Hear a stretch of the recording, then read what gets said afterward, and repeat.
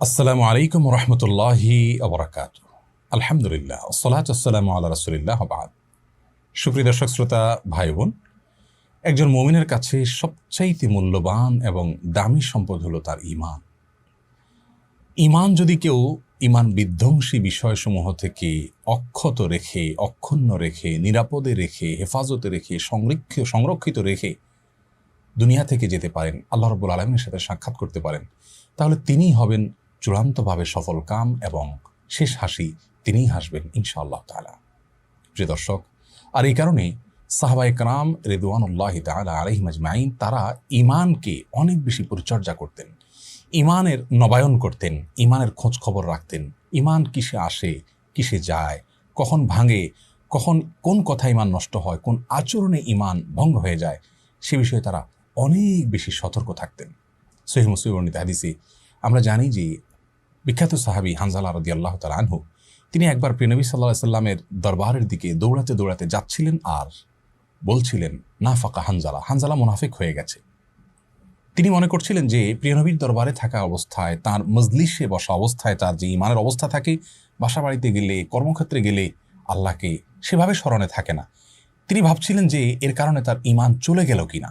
প্রিয় দর্শক দেখুন, একজন সাহাবী তার অবস্থার একটু পরিবর্তনের কারণে তার ঈমান নিয়ে তিনি শঙ্কায় পড়ে গেলেন। ঈমান আছে কি নেই তার খোঁজ নেওয়ার জন্য, নিশ্চিত হওয়ার জন্য রাসূল করিম সাল্লাল্লাহু আলাইহি সাল্লামের মজলিসে এবং দারসে হাজির হয়ে গেছেন। আর আমরা পৃথিবীর বেশিরভাগ মানুষের অবস্থা হলো, আমরা আমাদের ঈমানের কোনো খোঁজ খবর নেওয়া হয় না। সেই ছেলেবেলায়, ছোটবেলায় মক্তবে আশহাদু আল্লা ইলাহা ইল্লাল্লাহ আশহাদু আন্না মুহাম্মাদুর রাসূলুল্লাহ পাঠ করেছি। আমরা মনে করি যে মৃত্যু পর্যন্ত বোধহয় আর কখনো ঈমান যেতে পারে না, ঈমান বোধহয় নষ্ট হতে পারে না, ঈমান বোধহয় ভঙ্গ হতে পারে না। অথচ ইবাদত বন্দেগী যেরকম ভঙ্গ হয়, আবার জোড়া লাগানো যায়, নবায়ন করা যায়, ঠিক তেমনিভাবে ঈমানও ভঙ্গ হয়ে যেতে পারে। যদি কোনো মুসলিম এমন হন যে তার ঈমান কখনো কোনো কারণে ভঙ্গ হয়ে গেছে, তিনি জানেনও না, আজীবন তিনি আমল করছেন, সালাত করছেন, সিয়াম করছেন, হজ করছেন, যাকাত দিচ্ছেন, ওমরা করছেন, দান সদকা করছেন, তেলাওয়াত করছেন, তাসবিহ তাহলিল করছেন, জিকির করছেন, অথচ তার ঈমান নেই। তিনি অনেক কিছু রাখছেন তার ভাণ্ডতে, কিন্তু সেই ভাণ্ডের তলা নেই, সেটা ফাটা। আল্লাহ রাব্বুল আলামিনের কাছে অনেক আশা নিয়ে যাচ্ছেন, অনেক আমল করি, কিন্তু সেখানে কিছুই পাবেন না, কারণ তার ঈমানই নষ্ট হয়ে গেছে, তিনি জানেন না। এই জন্য একজন মুসলিমের জন্য অনেক বেশি গুরুত্বপূর্ণ এই বিষয়টি যে তার ঈমান কিসে আসে আর কিসে যায়, কখন ভঙ্গ হয়ে যায়, এগুলো আমাদের জানতে হবে। আমরা প্রায় সময় খেয়াল করে স্মরণ করার চেষ্টা করি, আমার ওযুটা কি আছে না চলে গেল, আমার সালাতটা অমুক কারণে ভঙ্গ হলো কিনা, আমরা আলেমের কাছে দৌড়ে যাই। অমুক কথার কারণে আমার স্ত্রীর সাথে আমার সম্পর্ক ভঙ্গ হয়ে গেল কিনা, বিবাহ ভেঙে গেল কিনা, আমরা চিন্তিত হই। সিয়াম ভঙ্গ হলো চিন্তিত হই। প্রিয় দর্শক, আপনি আপনার নিজেকে প্রশ্ন করুন, জীবনে আপনি কয়জন আলেমের কাছে গিয়েছেন, কয়বার কোরআন এবং হাদিস খুলেছেন এই বিষয়টি জানার জন্য যে আপনার ঈমান আছে নাকি চলে গেছে? এর উত্তরে বেশিরভাগ মানুষ বলবেন যে না, আমরা এ বিষয়ে খুব একটা খোঁজ খবর নেইনি। আজকের আলোচনায় আমরা মূলত সে বিষয়টাকে গুরুত্ব দিতে চাই। প্রিয় দর্শক, কিয়ামত যত নিকটবর্তী হচ্ছে, ঈমান বিধ্বংসী ঝড়, তুফান, এটার পরিমাণ কিন্তু বাড়ছে। এরকম পরিস্থিতিতে ঈমানের নবায়ন কত বেশি গুরুত্বপূর্ণ। সাহাবীরা যদি সেই ফিতনামুক্ত নবী সাল্লাল্লাহু আলাইহি সাল্লামের উপস্থিতিতে ঈমান নিয়ে এতটা শঙ্কায় থাকেন, আমাদের ঈমানকে সকাল বিকেল কত বেশি খোঁজখবর নেওয়া উচিত। নবী আলাইহিস সালাম বলেছেন, এমন একটা সময় আসবে, আসবাহার রাজুলু মুমিনান ওয়া ইউমসি কাফিরা, মানুষ সকালে ঈমানদার থাকবে, বিকালে বেঈমান হয়ে যাবে, কারণ সে জানেও না যে কোন কথা ঈমান চলে গেছে, কোন কাজে ঈমান চলে গেছে, কোন বিশ্বাস ধারণ করবার কারণে ঈমান চলে গেছে। আমাদের ঈমান যদি ঠিক থাকে, আমল একটু কম থাকলেও ইনশাআল্লাহ আমরা চিরজাহান্নামী হওয়ার থেকে অন্তত রক্ষা পাবো। প্রিয় দর্শক, আর বিলম্ব না করে আসুন মূল বিষয় আপনাদের সঙ্গে শেয়ার করি। ঈমান ভঙ্গ হয় কি কি কারণে?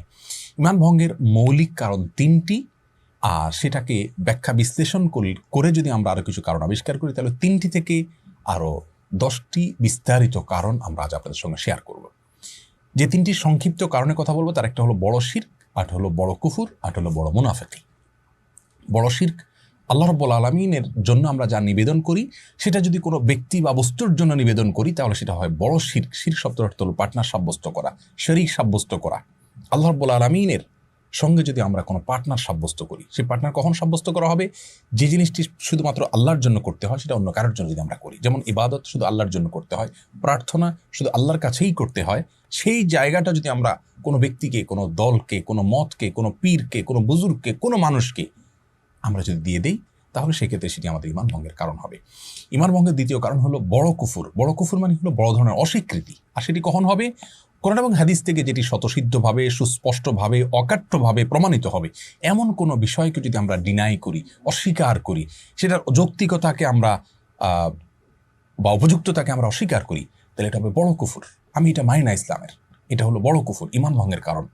ইমান ভঙ্গের তৃতীয় কারণ হলো বড় মুনাফিকি। বড় মুনাফিকি হলো যার ভেতরে আল্লাহর প্রতি আস্থা নেই, কোরআন হাদিসের কোনো বিধানের প্রতি, নির্দেশনার প্রতি আস্থা নেই, কিন্তু তিনি বাহ্যিকভাবে মুসলমানদের ভান ধরছেন হয়তো সমাজের ভয়ে, মানুষের ভয়ে। তো এটা হলো বড় মুনাফিকি, এটাও ইমান ভঙ্গের কারণ। এই তিনটা মানুষের মধ্যে প্রকাশ হতে পারে, দেখা যেতে পারে আবার তিন উপায়ে। কিছু শিরক, কুফুর, নেফাক আছে, যেটা নেফাক তো সবসময় অন্তরে থাকে, কিন্তু শিরক এবং কুফুর এগুলো অনেক সময় হতে পারে ভেতরে ভেতরে, আকীদা, বিশ্বাসে। যেমন কেউ মনে মনে এই বিশ্বাস লাগলো যে অমুক পীরের হাতে পাওয়ার আছে, তিনি চাইলে আমাকে সন্তান দিতে পারেন, নাও পারেন, তাহলে এটা তার কাছে থাকলো এবং এটা তাকে বিশ্বাস করার শামিল হয়ে গেল। এটা হলো বড় শিরক অন্তরের মাধ্যমে, অর্থাৎ আকীদাগতভাবে বিশ্বাসগত শিরক। আবার শিরক কর্মগত হতে পারে, যেমন আল্লাহ চাহান্ন কাউকে সিজদা করলো, এটা হলো কর্মগত শিরক। আবার সেটা মন্তব্যগত হতে পারে, কেউ এমন কোনো কথা বলে ফেললো যা আল্লাহর সঙ্গে শিরকের সমকক্ষ। তাহলে মন্তব্যগত, কর্মগত, আকীদাগত তিনভাবে শিরিক হতে পারে। ঠিক একইভাবে কুফুরও তিনভাবে হতে পারে। কেউ অন্তরে ডিনাই করলো, মুখে বললো না কিছু, সেও কাফির হয়ে যায়। আবার কেউ মুখে কাফির মানে অস্বীকৃতি জানালো, কেউ আচরণ দ্বারা অস্বীকৃতি প্রকাশ করলো, তিনটাই হতে পারে। এই সব ধরনের ইমান ভঙ্গের কারণ থেকে আমাদের বেঁচে থাকতে হবে। প্রিয় দর্শক, আসুন এগুলোকে বিস্তারিত বিশ্লেষণ করে অনেক বড় বড় ইমামগণ, অনেক বড় বড় ওলামায়ে কেরাম 10টি কারণকে উল্লেখ করেছেন। 3টা সংক্ষিপ্ত কারণ থেকে বিশ্লেষণমূলক আরও 10টি কারণ ওখান থেকে বের হয়েছে, সেগুলো আপনাদের সঙ্গে শেয়ার করে আজকে ইনশাআল্লাহ আমরা শেষ করব। প্রথম কারণ হলো বড় শিরক, যেটা একটু আগেই বললাম। আল্লাহ তাআলা কোরআনে কারিমে বলেছেন, ইন্নাল্লাহা লা ইয়াগফিরু আন ইউশরাকা বিহি ওয়া ইয়াগফিরু মা দুনা যালিকা লিমান ইয়াশা। আল্লাহ তাআলা তার সঙ্গে শিরক করা হলে সেটা মাফ করবেন না। শিরকের চাইতে ছোট অপরাধ হলে সেটা আল্লাহ যাকে ইচ্ছা তাকে মাফ করতে পারেন। সূরা জুমার আয়াত নম্বর 65, সেখানে আল্লাহ রাব্বুল আলামিন বলেছেন, ওয়ালাকাদ উহিয়া ইলাইকা ওয়া ইলাল লাযিনা মিন ক্বাবলিক লাইন আশরাকতা লা ইয়াহবাতান্না আমালুকা ওয়া লা তাকুনান্না মিনাল খাসিরিন। হে রাসূল, আপনি এবং আপনার পূর্বের সমস্ত নবী রাসূলদের প্রতি একটি কমন নির্দেশনা জারি করা হয়েছে, যদি আপনি নবী এবং রাসূল হওয়ার সত্ত্বেও যদি শিরকে লিপ্ত হন, লাইন আশরাকতা, আপনি যদি শিরকে লিপ্ত হন, লা ইয়াহবাতান্না আমালুক, অবশ্যই অবশ্যই অবশ্যই, লামে তাকিদ নুনে তাকিদ সাকিলা, 3 ভাবে গুরুত্ব দেওয়া হয়েছে আরবি গ্রামার অনুযায়ী। অবশ্যই অবশ্যই অবশ্যই আপনার সমস্ত আমল ক্যান্সেল হয়ে যাবে এবং আপনি ক্ষতিগ্রস্ত হয়ে যাবেন। এখান থেকে পরিষ্কার বোঝা গেল কেউ শিরকে লিপ্ত হলে তার ইমান চলে যায়, সমস্ত আমল পুরানোগুলো ক্যান্সেল হয়ে যায়। এজন্য ইমানদার সবচেয়ে ভয় থাকবে শিরক নিয়ে, আল্লাহর সঙ্গে শিরক যেন না হয়, তাওহীদকে নিশ্চিত করার চেষ্টা করবে। এটা ইমান ভঙ্গের কারণ। নাম্বার 2, ইমান ভঙ্গের দ্বিতীয় কারণ হলো আল্লাহ এবং বান্দার মাঝামাঝি যদি কোনো মধ্যস্থতাকারী আমরা সাব্যস্ত করি, তাহলে ইমান নষ্ট হয়ে যাবে। আমরা জানি আমাদের হিন্দু ভাই বোন তারা বিশ্বাস করেন যে ঈশ্বর সরাসরি সবকিছু নিয়ন্ত্রণ করেন না। অনেক দেবদেবী, অনেক প্রতিমা তারা পুজো করেন এই উদ্দেশ্যে যেন তার কাঙ্ক্ষিত বিষয়টা সেই দেবদেবী তাদেরকে পাইয়ে দেন। সরস্বতীকে পুজো করেন শিক্ষার জন্য, আবার চাষাবাদ ভালো হওয়ার জন্য আরেক দেবতাকে পুজো করেন। তো এরকম পুজো করে তারা ঈশ্বরের কাছ থেকে কিছু পেতে চান বা সৃষ্টিকর্তার কাছ থেকে কিছু পেতে চান। প্রিয় দর্শক, আমাদের অনেক মুসলিম ভাই বোন মনে করেন কোনো কবরে, কোনো মাজারে গিয়ে সন্তান চাইলে, ব্যবসা উন্নতি চাইলে তিনি আমাকে আল্লাহর কাছ থেকে পাইয়ে দিবেন। এই যে একটা ব্যাপার, একটা মধ্যস্থতাকারী সাব্যস্ত করা, এটা কিন্তু ইমান ভঙ্গ করে দেয়। এর দলিল সূরা জুমার আয়াত নম্বর 3। আল্লাহ রাব্বুল আলামিন কোরআনে কারিমে বলেছেন, আলা লাহুদ্দীনুল খালিস, আল্লাহর জন্য একচ্ছত্র দিন, ইমান শুধু আল্লাহর জন্য আনতে হবে, অন্য কাউকে সেখানে মধ্যস্থতাকারী বানানো যাবে না। ওয়াল্লাযীনা ইত্তাখাযু মিন দুনিহি আউলিয়া, যারা আল্লাহ ছাড়া অন্য কাউকে অভিভাবক রূপে গ্রহণ করবে এবং তারা বলে যে মা না'বুদুহুম ইল্লা লিয়ুকাররিবুনা ইলাল্লাহি যুলফা, আমরা এই সমস্ত মধ্যস্থকারীদেরকে, মাজারকে, পীরকে, মৃত জীবিত ব্যক্তিকে বা কোনো প্রতিমাকে আমরা পুজো করছি বা তাদের কাছে গিয়ে প্রার্থনা করছি এই জন্য যে তারা আল্লাহর কাছে আমাদেরকে পৌঁছে দিবে।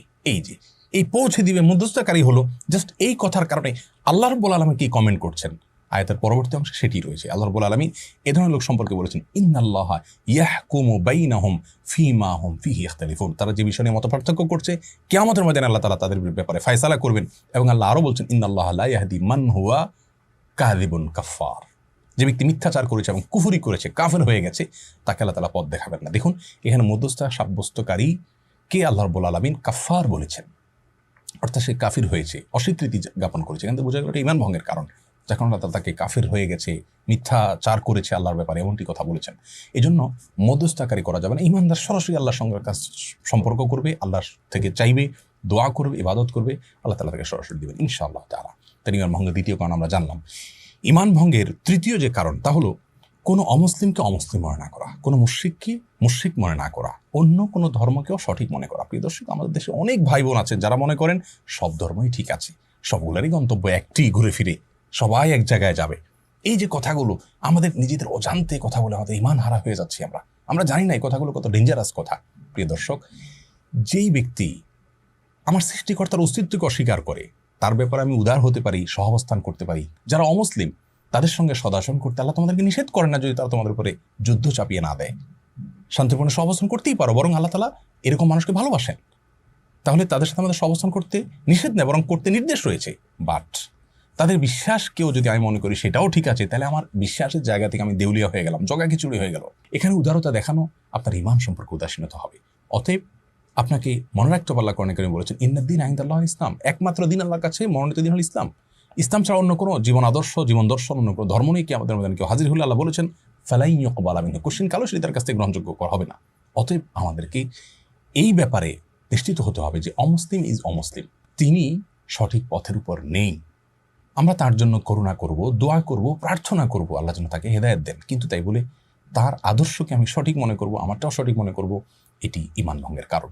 এ সম্পর্কেও আমরা জানি কোরআনে কারীমে আল্লাহ বলেছেন যে ওমাই ইয়াকফুর বিত-তাগুত ওয়া ইউমিন বিল্লাহ ফাকাদ ইসতামসাকা বিল উরওয়াতিল উসকা, যে ব্যক্তি আগে আল্লাহ ছাড়া অন্য যত উপাস্য আছে, যত ধর্ম ইজম আছে, এগুলোকে যে ব্যক্তি আগে অস্বীকার করবে, এরপর আল্লাহর প্রতি ঈমান আনবে, সেই কিন্তু মজবুত হাতলকে পা ধরল, অর্থাৎ সেই ঈমান আনলো। আরও আমরা জানি আমাদের কালিমাতুত তাওহীদের প্রথম বাক্যটা হলো লা ইলাহা ইল্লাল্লাহ, আগে নেতিবাচক, আল্লাহ ছাড়া অন্য যা আছে সবগুলোকে আগে ডিনাই করবেন, তারপর আল্লাহ স্বীকৃতি দিবেন, দেন আপনি ঈমানদার হতে পারবেন। তাহলে আপনি সবগুলোকে মানলেন, আল্লাহকেও মানলেন, তাহলে তো লা ইলাহা ইল্লাল্লাহ হলো না, আমাদের ঈমান নষ্ট হয়ে যাবে। মুখরোচক অনেক স্লোগান আমাদেরকে মনে করে শয়তান আমাদেরকে বোঝাতে চায় যে আমরা অনেক উদার হতে পারি সেই স্লোগানের মাধ্যমে। প্রিয় দর্শক, সেগুলোর মাধ্যমে আমাদের ঈমান হারা হতে হবে, উদারতা নয়, উদাসীনতা। আল্লাহ আমাদের বোঝার তৌফিক দান করুন। ঈমান ভঙ্গের 3 নম্বর কারণ জানলাম। 4 নম্বর কারণ হলো নবী আলাইহিস সালামের জীবন আদর্শ ছাড়া অন্য কোনো জীবন দর্শনকে যদি কেউ উত্তম মনে করে। আমাদের মধ্যে অনেক ভাই বোন আছেন মনে করে যে ইসলামের সবই ঠিক আছে, কিন্তু আসলে ইসলামের অমুক অমুক বিষয়গুলো আসলে এই যুগে চলে না। এক্ষেত্রে বোধ হয় অমুক ইজমটা, অমুক মতবাদটা, অমুক আইডিওলজিটা বোধ হয়, অমুক জীবন দর্শনটা বোধ হয় অনেক বেশি কার্যকর। নাউজুবিল্লাহ, এরকম কি মনে করলে সে ঈমানদার হতে পারে না। তার মানে আপনি আল্লাহ রাব্বুল আলামিনকে, তিনি যে সৃষ্টিকর্তা, তিনি যে সব কিছু করতে সক্ষম এবং তার হাতেই যে সব কিছু, তিনিই যে সব কল্যাণ অকল্যাণের মালিক, এটা আপনি বুঝতে অক্ষম হচ্ছেন। প্রিয় দর্শক, আমরা বিবেক দিয়ে আল্লাহর অনেক বিধানকে জাজ করার চেষ্টা করি, এটা মূর্খতা। কারণ জু সমাজ মে আ গই ও ফির খোদা কেউ কর হুয়া, এখানে যদি খোদা বলেছেন না বলে আল্লাহ বলা উত্তম। আল্লামা ইকবাল বলেছেন যে আপনার বুঝে চলে আসলো, আপনার ব্রেইনে যাকে আপনি ক্যাপচার করে ফেলতে পারলেন, সে আবার আল্লাহ কী করে হলো? যার সকল আদেশ নীতিতে যথার্থতা যৌক্তিকতা আপনার বিবেকের মিটার দিয়ে আপনি মেপে ফেলতে পারলেন, সে আবার আল্লাহ কীভাবে হলো? আরে আল্লাহ তো এমন মহাসৃষ্টি যে আপনার মতো ক্ষুদ্র মানুষ আল্লাহর সব নির্দেশ এবং আদেশের যৌক্তিকতা আপনি বের করতে পারবেন না, সেটাই স্বাভাবিক। এই জন্য ইসলামের সব নির্দেশগুলো আমার বুঝে আসলে আমি মানবো, না হলে বলবো না, এটা অযৌক্তিক, এটা ঈমান ভঙ্গের কারণ। এই বিষয়ে আমাদের সাবধান হতে হবে। একজন কাজের লোক, তার মালিক তাকে 10টা অর্ডার করেছেন, তিনি 2টা করেছেন আর 8টা করেননি। কেন করেননি? বলেন যে স্যার এটা আমার বুঝে আসছে না, এটা ভালো হবে না কাজটা। আপনি বলুন, এই কর্মচারী থাকার যোগ্য থাকবে? মালিক তার দৃষ্টিকোণ অনেক গভীর থাকতে পারে, তিনি এটার উপকারিতার অন্য দিক জানতে পারেন, হয়তো কর্মচারী জানেন না, কিন্তু তিনি নিজে থেকে যদি মাতবরি করেন এবং বলেন না এটা যৌক্তিক, আমি করবো, এটা করবো না, তাহলে তার যেরকম চাকরি থাকবে না, আপনার ঈমান থাকবে না। যদি আল্লাহর কোনো আদেশ নিষেধের পর আপনি মনে করেন যে না এটা চলবে না, ওইটা চলবে। এই জন্য 4 নম্বর ঈমান ভঙ্গের কারণ হলো নবী আলাইহিস সালাম যা নিয়ে আসছেন তার সবগুলোকে, তার সকল আদেশ নিষেধকে একমাত্র আমাদের জন্য উপযোগী মনে করতে হবে, বুঝে আসুক আর না আসুক। আমি কয়টা বোঝার ক্ষমতা রাখি? আল্লাহ কোরআনে বলেছেন ফালা ওয়া রাব্বিকা লা ইউমিনুনা হাত্তা ইউহাক্কিমুকা ফীমা শাজারা বাইনাহুম, শপথ আপনার সত্তা রবের, যে ওই ব্যক্তি কখনো ঈমানদার হতে পারবে না যে সকল বিষয়ে নবী আলাইহিস সালামকে তার জীবনের সিদ্ধান্তদাতা হিসাবে গ্রহণ না করবে, তার সকল সিদ্ধান্তকে না মানবে, ঈমানদার হতে পারবে না। অতএব নবী সাল্লাল্লাহু আলাইহি ওয়াসাল্লামের সকল আনিত বিষয়গুলোকে আমাদের জন্য কল্যাণকর আমরা সেই হিসাবে বিশ্বাস করব। আমি পালন করতে পারছি না, আমার দুর্বলতা আছে, সেটা ভিন্ন বিষয়, তার জন্য আমার গুনাহ হবে, বাট আমি ঈমান হারা হব না। কিন্তু আমি এটাকে অনুপযুক্ত মনে করি, আমার ইমান হারা হতে হবে। নাম্বার 5, ইমান ভঙ্গের 5 নম্বর কারণ হলো নবী রাসূলুল্লাহ যে দিন নিয়ে এসেছেন, কোরআন হাদিসের যে বিষয়গুলো অকাট্যভাবে এবং সুস্পষ্ট বদিহি তথা স্বতঃসিদ্ধভাবে প্রমাণিত হয়েছে, তার কোনো একটির প্রতি যদি আমাদের কোনো ঘৃণা থাকে, অপছন্দ থাকে, তাহলে ইমান চলে যাবে। অনেক ভাই বোন আছেন বলে ইসলামের সব ভালো লাগে, এই যে পর্দার বিধানটা আমার ভালো লাগে না, ইসলামের সব ভালো লাগে, বাট এই যে সুদেরটা আমার ভালো লাগে না, ইসলামের সব কিছু ভালো লাগে, বাট অমুকটা আমার ভালো লাগে না, তমুকটা আমার ভালো লাগে না। এরকম কিন্তু অনেক ভাই বোন আছেন যারা এরকম বলেন। ওয়াল্লাযীনা কাফারু ফাতাআসাল লাহুম, যারা কুফরি করেছে তাদের ধ্বংস অনিবার্য। ও আদাল্লা আমালাহুম, আল্লাহ তাআলা এই সমস্ত মানুষের আমলকে নষ্ট করবেন, ধ্বংস করে দিবেন। যালিকা বিআন্নাহুম কারিহু মা আনজালাল্লাহ, এই যে কারিহু মা আনজালাল্লাহ, এর কারণ হলো আল্লাহ যা নাজিল করেছেন সেটাকে তারা অপছন্দ করেছে, বলেছে এটা আমার ভালো লাগে না। এই যে আপনার ভালো লাগে না কাজ করছে, জাস্ট এই কারণে আল্লাহ রাব্বুল আলামিন আপনার সম্পর্কে এই কথা বলে শেষে বলছেন ফাআহবাতা আমালাহুম, আপনার সমস্ত আমল আল্লাহ তাআলা বরবাদ করে দিচ্ছেন। প্রিয় দর্শক, এখান থেকে বোঝা গেল এরকম কোনো আচরণ করলে সেটি ইমান ভঙ্গের কারণ হবে, যে ইসলামের অমুক জিনিসটা আমার ভালো লাগে না। আপনার ভালো লাগা না লাগা এটার উপরে সত্য নির্ভর করেন, আপনি সবকিছু বুঝতে সক্ষম নন, আমরা কেউই সক্ষম নেই। আল্লাহ রাব্বুল আলামিন মালিক, আমরা তার কৃতদাস, সৃষ্টি মাত্র। তার সকল নির্দেশের যৌক্তিকতা, যথার্থতা আমাদের বুঝতে হবে, এমনটি বাধ্যতামূলক নয়। এরপর ইমান ভঙ্গের 6 নম্বর কারণ হলো দিনের কোনো বিষয় নিয়ে বিদ্রুপ করা, ব্যঙ্গ করা। আমাদের অনেক ভাই বোন আছেন দায় নিয়ে ব্যঙ্গ বিদ্রুপ করেন, পর্দা নিয়ে ব্যঙ্গ বিদ্রুপ করেন, এটা অস্বাস্থ্যকর। আরে থাকা যায় নাকি, এটা তো একটা এটা আস্ত একটা ড্রামের মতো, এটা বাক্সের মতো, এই ধরনের কথা বলে আমরা আল্লাহ রাব্বুল আলামিনের নির্দেশকে, আল্লাহ যেখানে স্পষ্ট নির্দেশ করেছেন মেয়েরা তাদের ইউদিনিনা আলাইহিন্না মিন জালাবিবিহিন্না, মাথার উপরের কাপড়কে টেনে দিবি, তার মানে ঢেকে ঢুকে থাকবে, আপনি সেটাকে নিয়ে ট্রল করছেন, বিদ্রুপ করছেন। আপনার কোনো বন্ধু দায় রাখছেন, আপনার হয়তো আল্লাহর প্রতি বিশ্বাসের কোনো কমতি নাই, কিন্তু দুষ্টুমি করে আপনি মজা করে তাকে নিয়ে ট্রল করে ফেললেন। দেখুন, এটি নবী আলাইহিস সালামের সুন্নাহ, কোরআন হাদিসের বিষয়টাকে নিয়ে ট্রল করলে ইমান থাকবে না। আর এই সম্পর্কে আল্লাহ রাব্বুল আলামিন কোরআনে কারীমে বলেছেন সূরা তাওবাতে, কুল আবিল্লাহি ওয়া আয়াতিহি ওয়া রাসূলিহি কুনতুম তাস্তাহজিউন, কিয়ামতের ময়দানে কাফিরদেরকে আযাব দিতে বলা হবে, তোমরাই কি সেই গোষ্ঠী যে দুনিয়াতে আল্লাহকে নিয়ে, তার রাসূলকে নিয়ে ব্যঙ্গ করতে, তার আয়াত নিয়ে বিদ্রুপ করতে।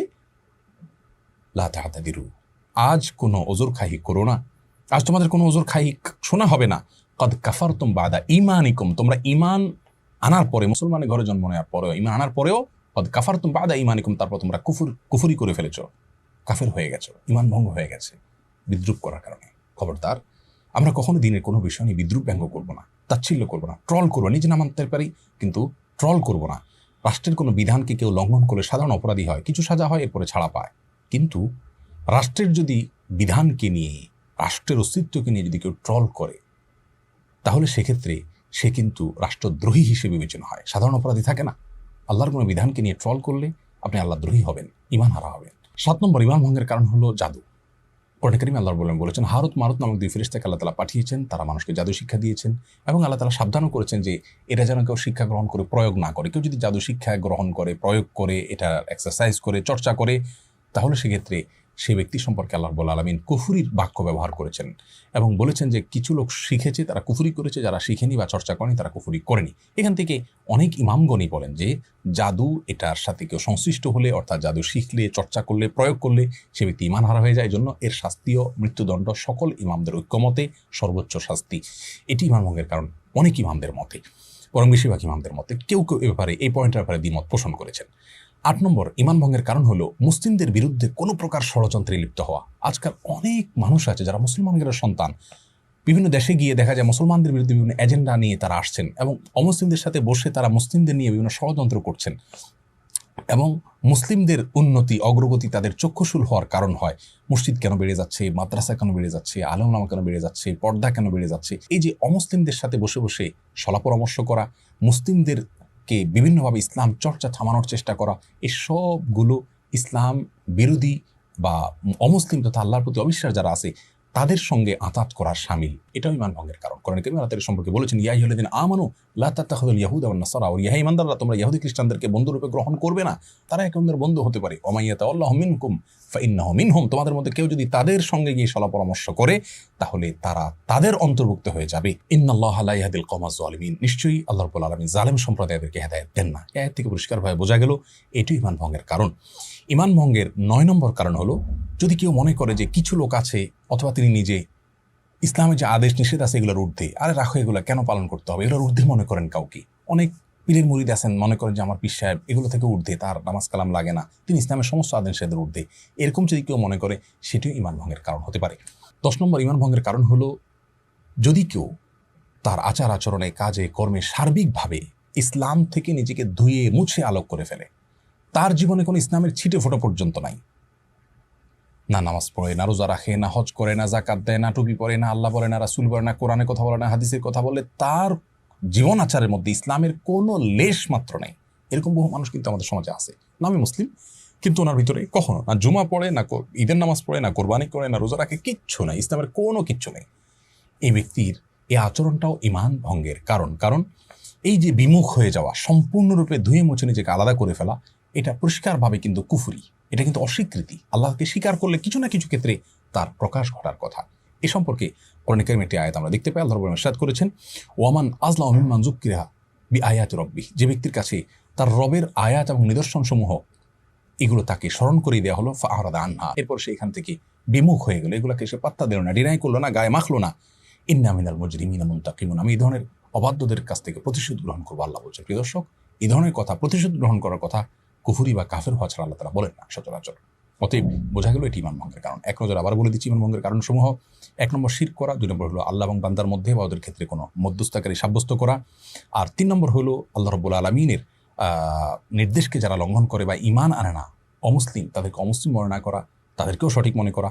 4 নম্বর হলো আল্লাহ নবী সাল্লাল্লাহু আলাইহি ওয়াসাল্লাম আনিত দ্বীনের চাইতে কোনো আইডিওলজিকে, কোনো জীবন দর্শনকে উত্তম মনে করা। 5 নম্বর হলো নবী সাল্লামের আনিত কোনো দিনকে, দিনের কোনো বিষয়কে কেউ যদি অপছন্দ করে, তার ভালো না লাগা কাজ করে তথাকথিত, তাহলে সেটি ঈমান ভঙ্গের কারণ হবে। 6 নম্বর হলো দিনের কোনো বিষয় যদি কেউ বিদ্রুপ করে, ব্যঙ্গ করে, ঠাট্টা করে সেটি। 7 নম্বর হলো যদি জাদু শিখে, চর্চা করে, প্রয়োগ করে সেটি।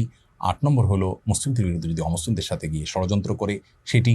এবং 9 নম্বর হলো কেউ যদি মনে করে যে সেই অথবা নির্দিষ্ট কিছু লোক তারা কোন হাদিসের এই সমস্ত আদেশের ধার ধারণা এগুলোর ঊর্ধ্বে তারা এগুলো কোনো প্রয়োজন মনে না করে, অনাবশ্যক মনে করে সেটি। আর 10 নম্বর হলো দিন থেকে পরিপূর্ণরূপে তার কাজের মাধ্যমে বিমুখ হওয়া, সে কার্যতে কুফরি করছে, কোনো কিছুকেই দিনের ছিটেফোঁটা তার মধ্যে রাখছে না। এই সবগুলো ঈমান ভঙ্গের কারণ। প্রিয় দর্শক, ঈমান ভঙ্গের মৌলিক 3 কারণ এবং বিস্তারিত 10 কারণ, এগুলোকে অক্ষরে অক্ষরে রপ্ত করে আমাদের মধ্যে কখনো এগুলো লেশ চলে আসে কিনা আমরা সেটিকে যাচাই করে ফেলবো। আর ইতিমধ্যে যদি কেউ এরকম কোনো কারণের মধ্যে পড়ে থাকি, এক্ষুনি তওবা করে আল্লাহর কাছে লজ্জিত হয়ে মাপ চাইব, নতুন জীবন গড়বো। ইনশাআল্লাহ আল্লাহ তাআলা পেছনের সমস্ত গুনাহ মাফ করে দিবেন এবং নতুন হিসেব আমার শুরু হবে, হালখাতা হয়ে যাবে। আল্লাহ রাব্বুল আলামিন আমাদের ঈমানগুলোকে শত সহস্র ফিতনা, ধোঁয়াশা, বিভ্রান্তি এবং গুমরাহি, পথভ্রষ্ট হওয়ার মতো যে ঈমান বিধ্বংসী ঝড়গুলো আসছে, এ সকল ঝড়ে, এক এক ঝড়ে কিছু মানুষ কাফের হয়ে যায়, বেঈমান হয়ে যায়। সকল ঝড়ে আমাদের ঈমানকে ধরে রেখে, অক্ষত রেখে আল্লাহর সঙ্গে সাক্ষাৎ করার, আখিরাতে উপস্থিত হওয়ার তৌফিক আমাদের সকলকে দান করুন। সেই সাথে আহ্বান রাখছি, অনভিশনের সাথে আমরা আছি, আপনারাও থাকুন এবং অনন্য আয়োজনের সঙ্গে যুক্ত হয়ে কোরআন এবং হাদিস সম্পর্কে জানার চেষ্টা করুন। এটাকে প্রচার এবং প্রসার করতে আপনারা উদ্যোগী হন। জাযাকুমুল্লাহু খায়রা। আসসালামু আলাইকুম ওয়া রাহমাতুল্লাহি ওয়া বারাকাতুহু।